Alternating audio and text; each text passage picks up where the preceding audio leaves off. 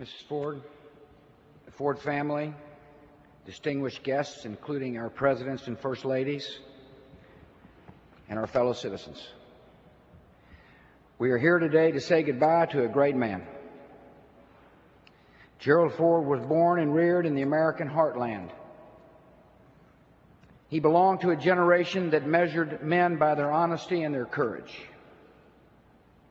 He grew to manhood under the roof of a loving mother and father. And where times were tough, he took part-time jobs to help him out. In President Ford, the world saw the best of America.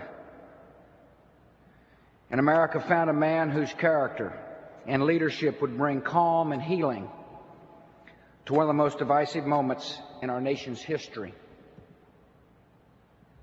Long before he was known in Washington, Gerald Ford showed his character and his leadership. As a star football player for the University of Michigan, he came face to face with racial prejudice when Georgia Tech came to Ann Arbor for a football game.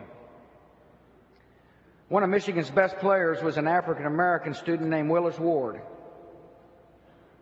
Georgia Tech said they would not take the field if a black man were allowed to play.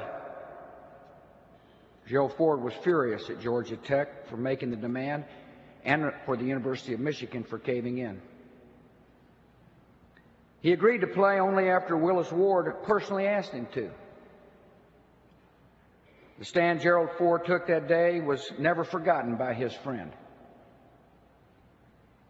And Gerald Ford never forgot that day either. And 3 decades later, he proudly supported the Civil Rights Act and the Voting Rights Act in the United States Congress. Gerald Ford showed his character and the devotion to his family. On the day he became president, he told the nation, "I am indebted to no man and only to one woman, my dear wife." By then, Betty Ford had a pretty good idea of what marriage to Gerald Ford involved. After all, their wedding had taken place less than three weeks before his first election to the United States Congress. And his idea of a honeymoon was driving to Ann Arbor with his bride so they could attend a brunch before the Michigan Northwestern game the next day. And that was the beginning of a great marriage. The Fords would have 4 fine children. And Steve, Jack, Mike, and Susan know that as proud as their dad was of being president, Gerald Ford was even prouder of the other titles he held: father and grandfather and great-grandfather. Gerald Ford showed his character in the uniform of our country. When Pearl Harbor was attacked in December 1941, Gerald Ford was an attorney fresh out of Yale Law School. But when his nation called, he did not hesitate. In early 1942, he volunteered for the Navy, and after receiving his commission, worked hard to get assigned to a ship headed into combat. Eventually, his wish was granted, and Lieutenant Ford was assigned to the aircraft carrier USS Monterey, which saw action in some of the biggest battles of the Pacific. Gerald Ford showed his character in public office. As a young congressman, he earned a reputation for an ability to get along with others without compromising his principles. He was greatly admired by his colleagues, and they trusted him a lot. And so when President Nixon needed to replace a vice president who had resigned in scandal, he naturally turned to a man whose name was a synonym for integrity: Gerald R. Ford. And 8 months later, when he was elevated to the presidency, it was because America needed him, not because he needed the office. President Ford assumed office at a terrible time in our nation's history. At home, America was divided by political turmoil and racked by inflation. In Southeast Asia, Saigon fell just 9 months into his presidency. Amid all the turmoil, Gerald Ford was a rock of stability. And when he put his hand on his family Bible to take the presidential oath of office, He brought grace to a moment of great doubt. In a short time, the gentleman from Grand Rapids proved that behind the affability was firm resolve. When a U.S. ship called the Mayaguez was seized by Cambodia, President Ford made the tough decision to send in the Marines, and all the crew members were rescued.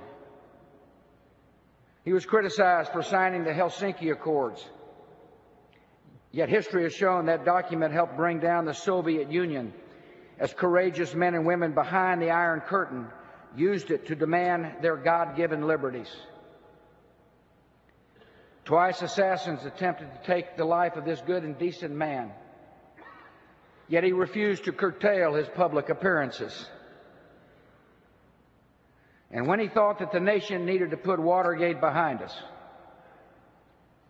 he made the tough and decent decision to pardon President Nixon, even though that decision probably cost him the presidential election.